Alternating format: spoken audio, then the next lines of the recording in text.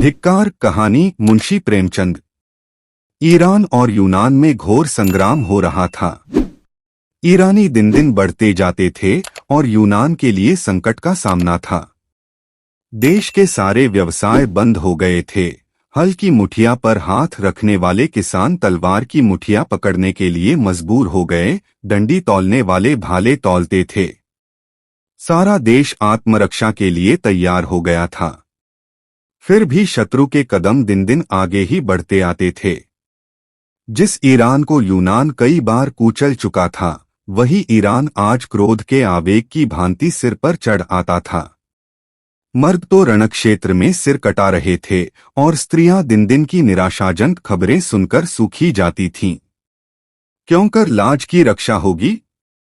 प्राण का भय न था, संपत्ति का भय न था, भय था मर्यादा का। विजेता गर्व से मतवाले होकर यूनानी ललनाओं को घूरेंगे, उनके कोमल अंगों को स्पर्श करेंगे, उनको कैद कर ले जाएंगे। उस विपत्ति की कल्पना ही से इन लोगों के रोएं खड़े हो जाते थे। आखिर जब हालत बहुत नाजुक हो गई तो कितने ही स्त्री पुरुष मिलकर डेल्फी के मंदिर में गए और प्रश्न किया, देवी, हमारे ऊपर देवताओं की यह वक्रदृष्टि क्यों है? हमसे ऐसा कौन सा अपराध हुआ है? क्या हमने नियमों का पालन नहीं किया, कुर्बानियां नहीं की, व्रत नहीं रखे? फिर देवताओं ने क्यों हमारे सिरों से अपनी रक्षा का हाथ उठा लिया? पुजारिन ने कहा, देवताओं की असीम कृपा भी देश को द्रोही के हाथ से नहीं बचा सकती। इस देश में अवश्य कोई न कोई द्रोही है। जब तक उसका वध न किया जाएगा, देश के सिर से यह संकट न टलेगा। देवी, वह द्रोही कौन है? जिस घर से रात को गाने की ध्वनि आती हो, जिस घर से दिन को सुगंध की लपटें आती हों, जिस पुरुष की आंखों में मद की लाली झलकती हो, वही देश का द्रोही है। लोगों ने द्रोही का परिचय पाने के लिए और कितने ही प्रश्न किए, पर देवी ने कोई उत्तर न दिया। यूनानियों ने द्रोही की तलाश करनी शुरू की। किसके घर में से रात को गाने की आवाजें आती हैं? सारे शहर में संध्या होते स्यापासा छा जाता था। अगर कहीं आवाजें सुनाई देती थीं, तो रोने की, हंसी और गाने की आवाज कहीं न सुनाई देती थी। दिन को सुगंध की लपटें किस घर से आती हैं? लोग जिधर जाते थे, किसे इतनी फुर्सत थी कि घर की सफाई करता, घर में सुगंध जलाता? धोबियों का अभाव था, अधिकांश लड़ने के लिए चले गए थे। कपड़े तक न धुलते थे। इत्रफुले कौन मलता?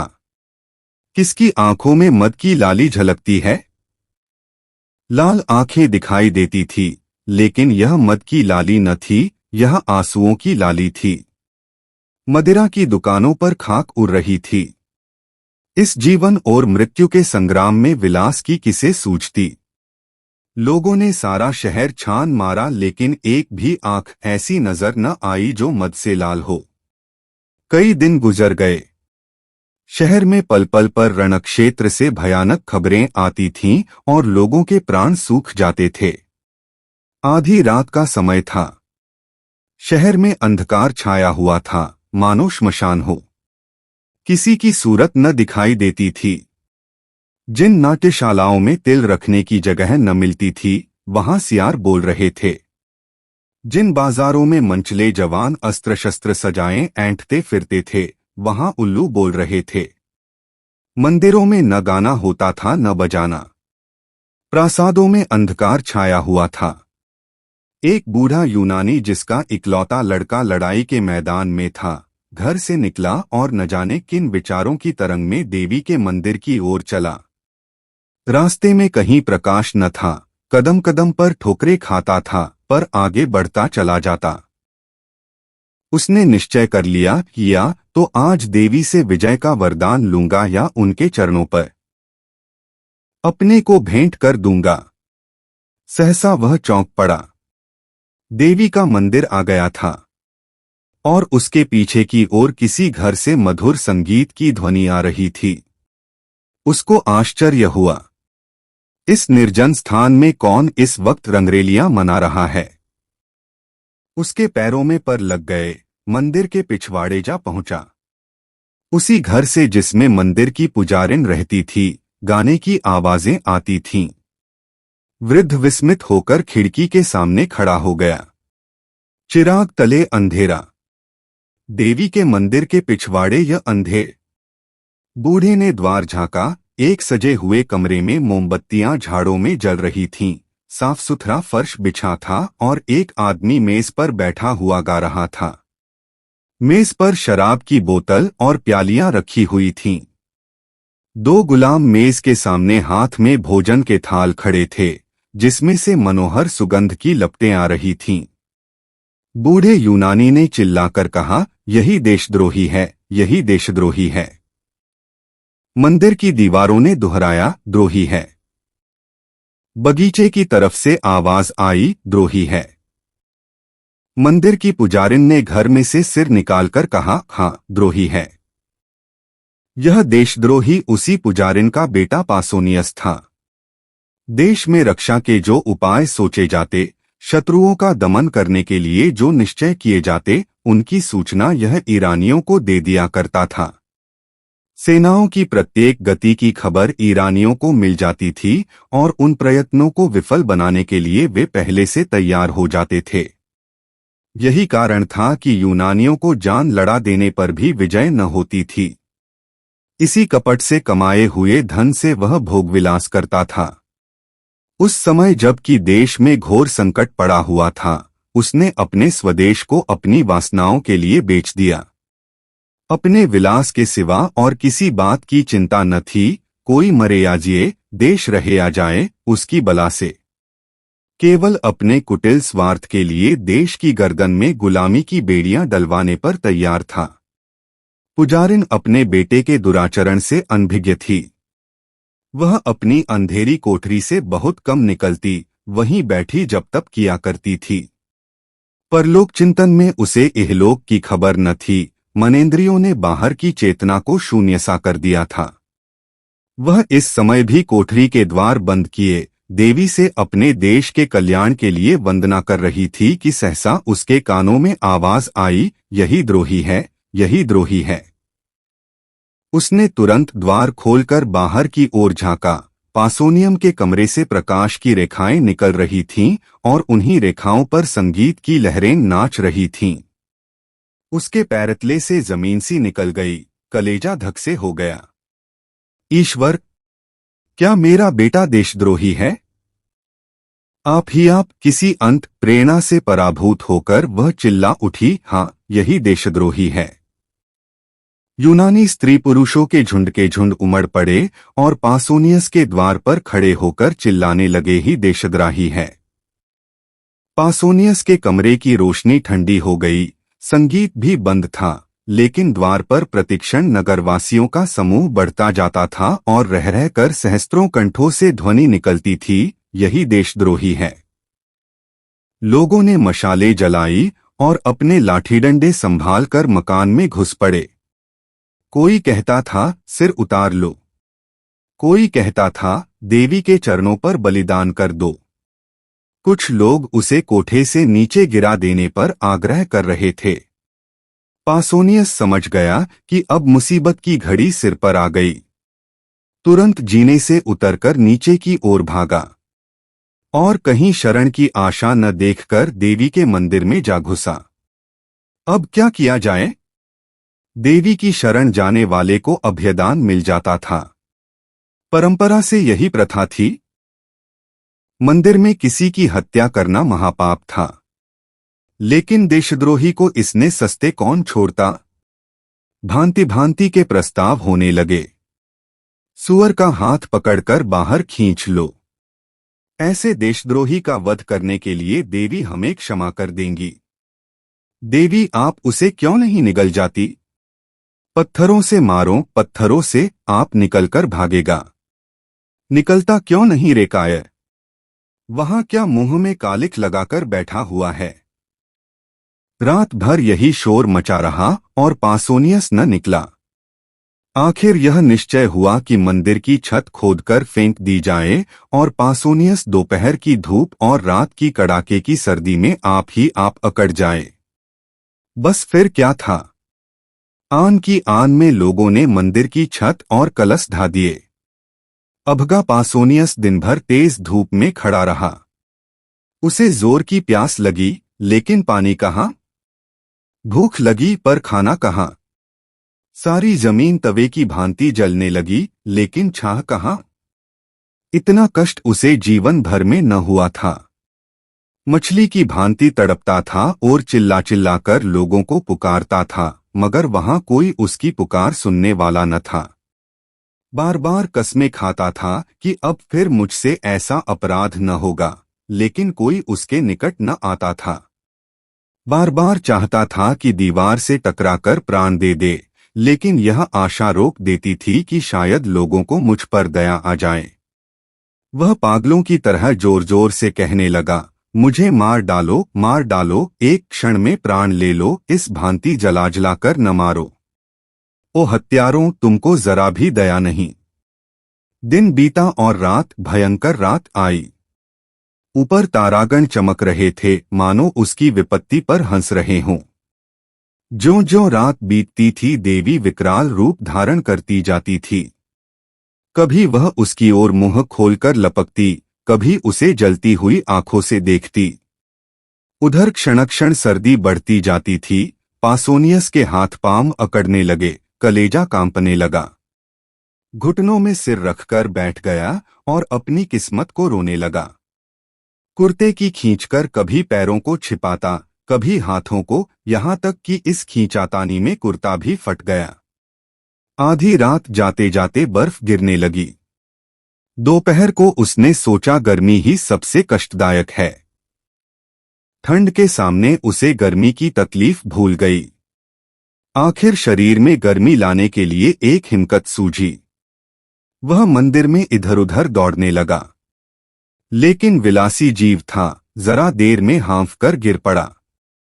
प्रात काल लोगों ने किवाड़ खोले तो पासोनिसय को भूमि पर पड़े देखा। मालूम होता था उसका शरीर अकड़ गया है। बहुत चीखने चिल्लाने पर उसने आंखें खोली, पर जगह से हिल न सका। कितनी दयनीय दशा थी, किंतु किसी को उस पर दया न आई। यूनान में देशद्रोह सबसे बड़ा अपराध था और द्रोही के लिए कहीं क्षमा न थी, कहीं दया न थी। एक अभी मरा है, दूसरा द्रोहियों को मौत नहीं आती, तीसरा पड़ा रहने दो, मर जाएगा, चौथा मक्र किए हुए है, पांचवा अपने किए की सजा पा चुका है, अब छोड़ देना चाहिए। सहसा पासोनियस उठ बैठा और उद्दंड भाव से बोला, कौन कहता है कि इसे छोड़ देना चाहिए? नहीं, मुझे मत छोड़ना, वरना पछताओगे। मैं स्वार्थी दूं, विषयभोगी हूं, मुझ पर भूलकर भी विश्वास न करना।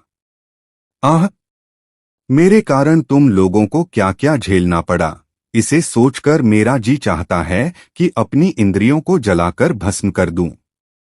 मैं अगर 100 जन्म लेकर इस पाप का प्रायश्चित करूं तो भी मेरा उद्धार न होगा।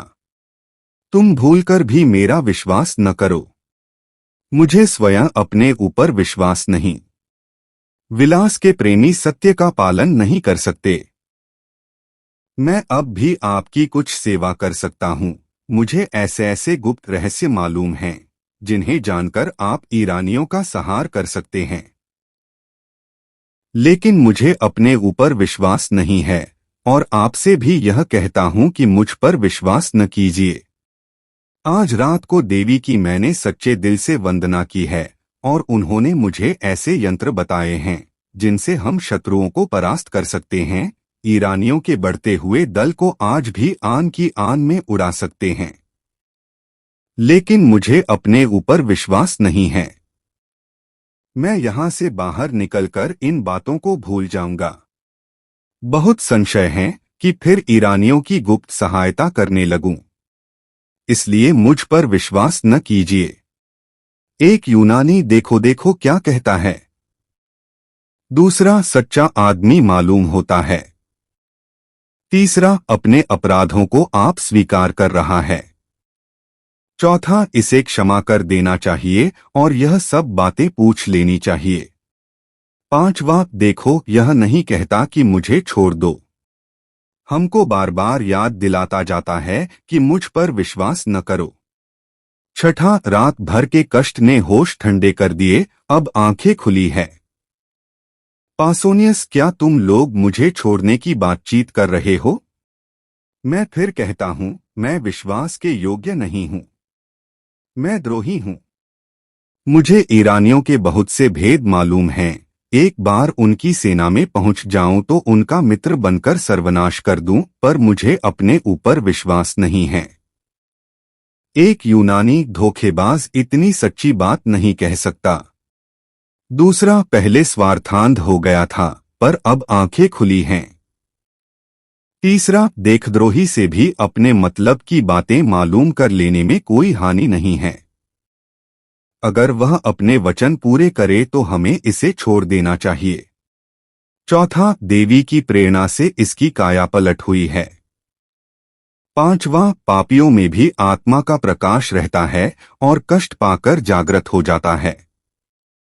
यह समझना कि जिसने एक बार पाप किया वह फिर कभी पुण्य कर ही नहीं सकता, मानचरित्र के एक प्रधान तत्व का अपवाद करना है। छठा, हम इसको यहां से गाते बजाते ले चलेंगे। जनसमूह को चकमा देना कितना आसान है। जनसत्तावाद का सबसे निर्बल अंग यही है। जनता तो नेक और बद की तमीज नहीं रखती। उस पर धूर्तों रंगेसियारों का जादू आसानी से चल जाता है।